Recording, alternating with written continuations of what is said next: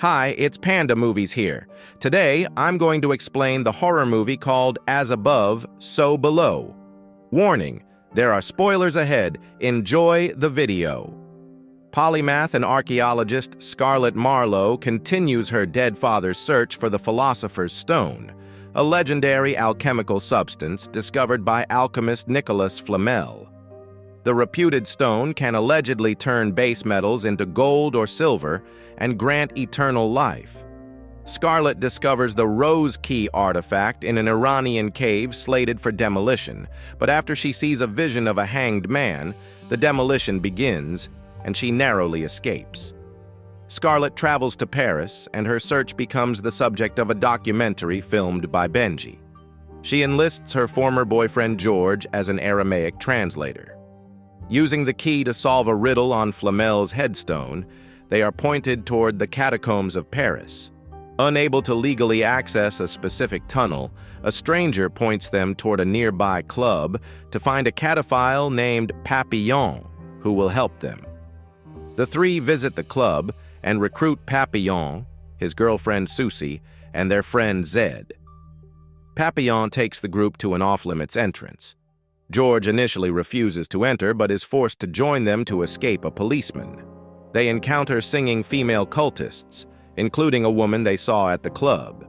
The group finds a blocked tunnel which Scarlett insists on taking, but Papillon explains that people go missing after entering, including his friend and fellow cataphile La Taupe.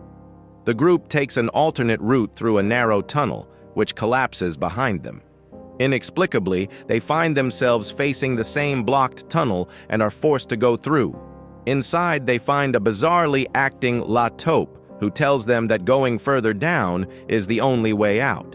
They eventually find a tomb with a preserved Templar knight, a mound of treasure, and the philosopher's stone. Scarlett takes the stone, but when Papillon's group tries to take the treasure, they trigger a trap that causes the ceiling to collapse and seemingly crush La Taupe. Scarlett uses the stone to heal Souxie's wound. They find a drawing of a door on the ceiling, along with a Gnostic Star of David, symbolizing as above, so below, which reveals a hidden opening in the floor. Going through, they find a tunnel marked with the phrase, "Abandon all hope, ye who enter here," the script on the entrance to hell in Dante's Inferno. The group enters a mirrored version of the catacombs, where La Taupe is waiting. He kills Souxie and disappears. As they descend deeper, an entity resembling a woman holding a child pushes Benji to his death. Papillon is then sucked into a burning car by an apparition resembling the stranger who led Scarlett to Papillon. The car implodes and buries Papillon in the floor. Scarlett, George, and Zed are harassed by spirits as they descend. Statues in the wall come to life, and one bites George's throat. Unable to heal George with the stone, she realizes she has stolen a false stone and must return it to find the real stone. Scarlett races back and returns the stone. She sees a mirror and realizes the true power of the philosopher's stone is within her.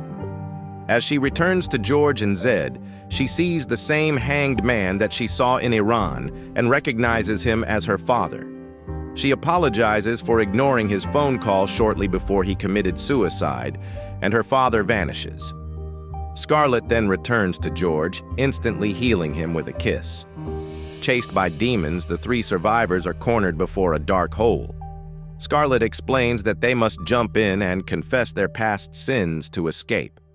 George admits that he failed to save his brother from drowning, and Zed confesses that he has a non-marital child he has refused to claim. They jump into the hole and miraculously survive. They find a manhole at the bottom and push it open, emerging near Notre Dame. Scarlett and George hold each other while Zed walks away, finally safe.